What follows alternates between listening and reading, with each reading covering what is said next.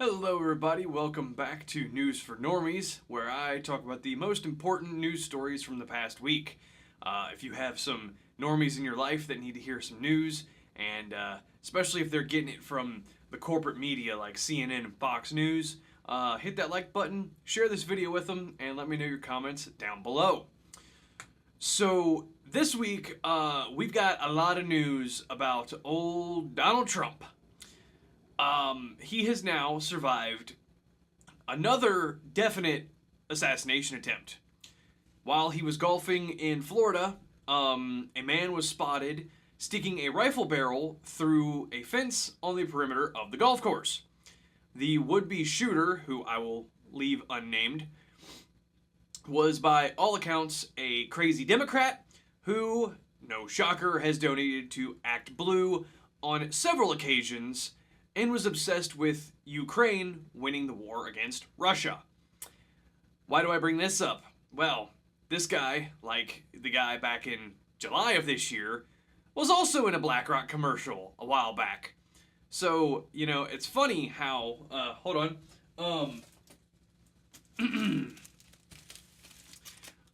sorry about that. It's funny how two would-be assassins for Donald Trump have been in some way associated with BlackRock. The giant financial institution that has a stake in making money off of war. No surprise that they would probably want the only president in, this century to not create any new wars. The timing is a little weird there, guys. If you're going to do it, make it not so obvious. Yeah. What am I saying? BlackRock wants Donald Trump dead. That's what I'm saying. I mean, what else can you say at this point? Two guys that have been in BlackRock commercials have tried to take shots at Trump. One of them did hit Trump, by the way. The guy in July at the Butler, Pennsylvania rally did hit Donald Trump. And it was only by a stretch of luck and timing that Donald Trump survived that one. Moving on. Police found explosive devices in a car near a Trump rally on Long Island. Question: why won't the corporate media address the blatant death threats to Donald Trump? Whether they be, implicit or, very specific, like somebody saying, I want him dead, or cases like this, where explosive devices were found near his rally. Well, because if they denounce these kind of things, then they would have to admit that they were wrong. And they are. They're blatantly wrong. They all constantly claim that Republicans are the violent ones and the crazy ones, but the only thing that they ever point to is the January 6th protest, which was mostly a setup by the feds anyway. I've covered this before. Yeah. Even more so, news of Donald Trump and his rallies. Trump supporters that were at a rally in Arizona may be a victim of a chemical attack. The victims in question were allegedly seated on the side of the stage that Donald Trump would have had to have entered from. When people go to the hospital claiming they have like burning sensations on their face and skin and their eyes and they can't see and stuff like that. I'm no expert, but it kind of sounds like they were, a victim of like chlorine gas or something. And it happened at a rally where Donald Trump was present. So, again, don't let Democrats say that they are the party of sensibility or peace or unity, because they're not. They're not. They're blatant liars, every last one of them. And I know it's not good to use, exaggerations or generalizations of this, but the people that claim that Republicans are the violent, crazy ones, are they themselves violent and crazy? Just saying. I don't know how many more examples of stuff like this has to happen before the average people wake up to this. Anyway, this chemical attack at the Trump rally, very suspicious, again, real weird timing, and dangerous for our future as a nation. I mean, when crazies continue to try to take shots at one particular candidate, like, maybe people should think, maybe there's something about this guy that we should start looking into and supporting. You know, no new wars, the economy was good, net exporter of energy. I have beaten this dead horse until it was Elmer's glue at this point. Homeland Security, for whatever they're worth, claims that there are 5 assassination teams that are after Donald Trump. Maybe, just maybe, the federal agencies in D.C. should do something, to stop these people from, committing assassination attempts instead of encouraging them, like we've seen time and time again. See the Governor Whitmer kidnapping scandal, where 12 of the 14 people involved were directly related to the FBI. Or every time there's a school shooting, the FBI always comes out and says, oh, they were on our radar. Like, what was it recently down in Georgia? The FBI said that after something happened, and even admitted a year prior that they were in contact with the kid and his father. When are we going to dismantle the FBI? Because they are fucking useless. God. So, Donald Trump rightly called out the Harris-Biden administration for their violent rhetoric over the last 3.5 years. Every time you flip on CNN or NBC or ABC or any of these, the corporate media outlets, they're always talking about how Donald Trump is a danger to our democracy and an existential threat to our nation, and he's literally Hitler. When you constantly use rhetoric like that, it is no surprise that people are going to try to take the man out. Not that I'm calling for it. I don't want to see violence against any political actors like this, okay? Because it's not good. But, it's funny how Democrats resort to victim blaming Trump when something bad happens to him, claiming that he basically brought violence upon himself.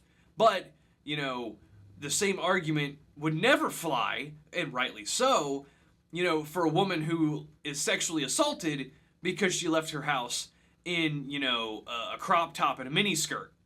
Don't think that should happen, and rightly so, but it's funny how,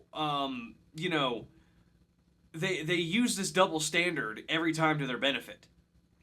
And again, not calling for violence toward anybody at all, because it just leads to bad things. But when you constantly label somebody as Hitler, which we've made the epitome of all evil, then it's no surprise that this happens. And the only time that Democrats have even, just barely called for things to cool down was after Donald Trump took a bullet to the ear in Pennsylvania back in July. And it was 24 hours where things were kind of calm, a little bit, and then by Monday of that week, they were right back to it again. Man, how can y'all not see the hypocrisy in your ways? Honestly, if you're a Democrat watching this, how can you not see the hypocrisy in your ways?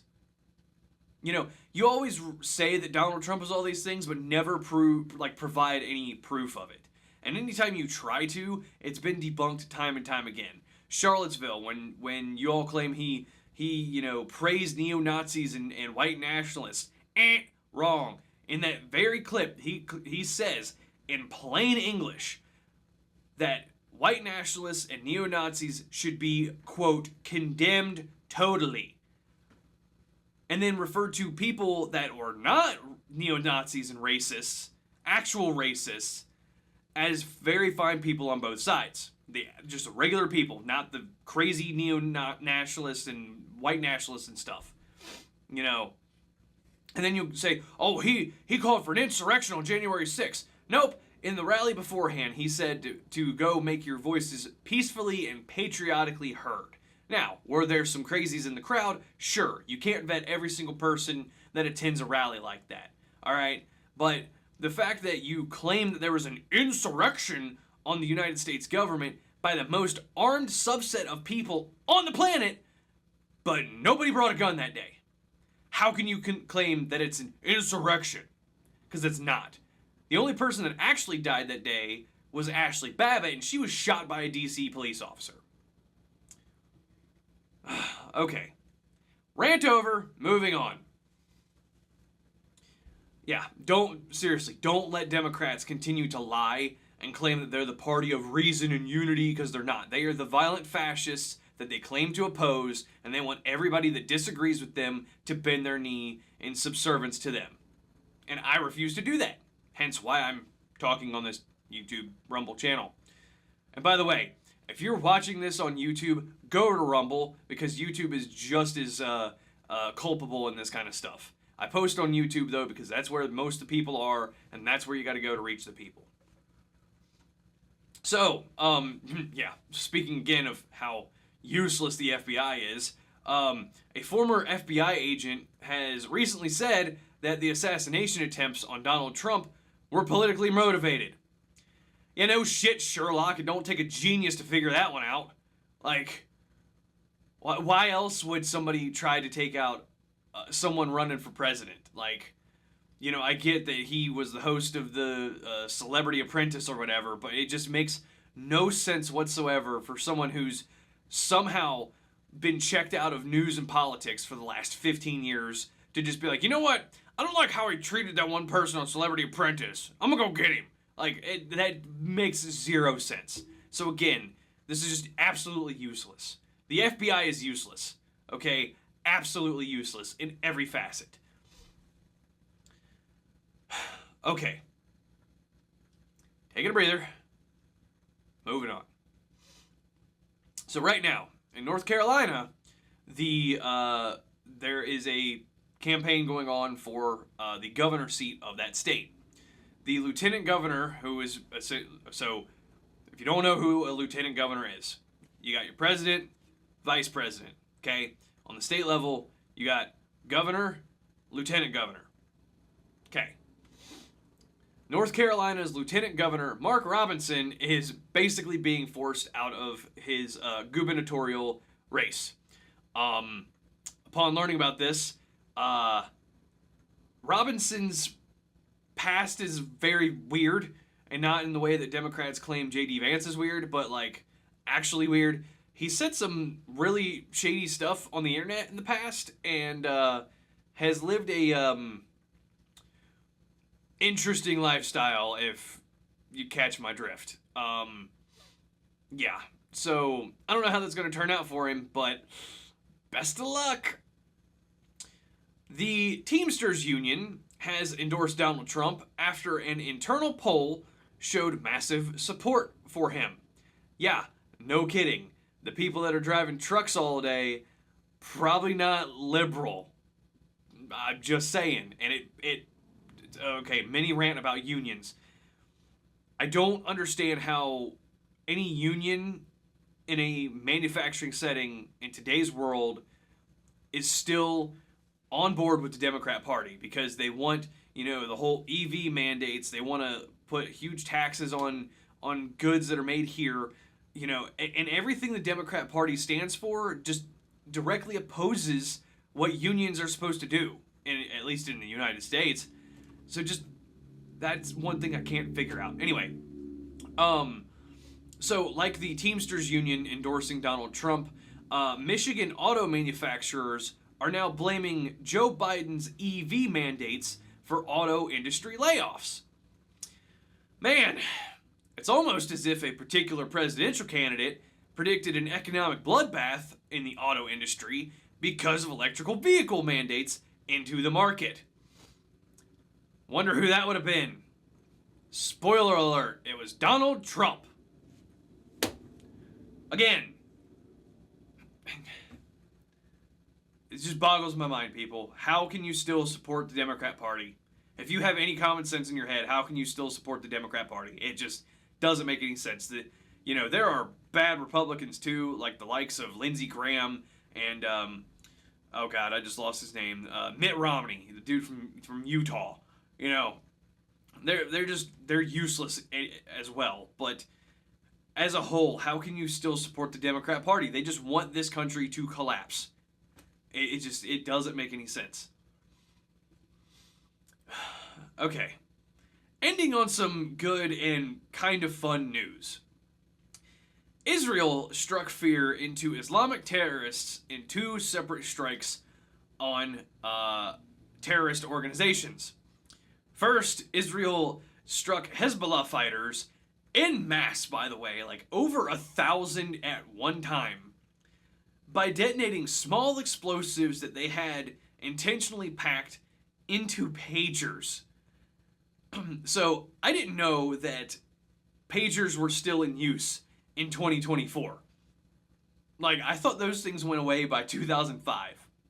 Now, I get some parts of the world are far less developed than the United States, so it could just be white guy privilege talking. I don't know. But this is kind of funny. They used essentially archaic technology to strike Islamic terrorists. So, that happened, what was it, Monday of this past week or Tuesday?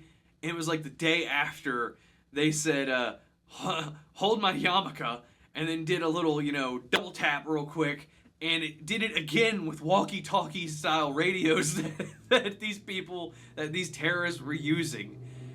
So, I don't know if they're going to use this kind of tactic again, but I, for one, like the ingenuity of this strategy.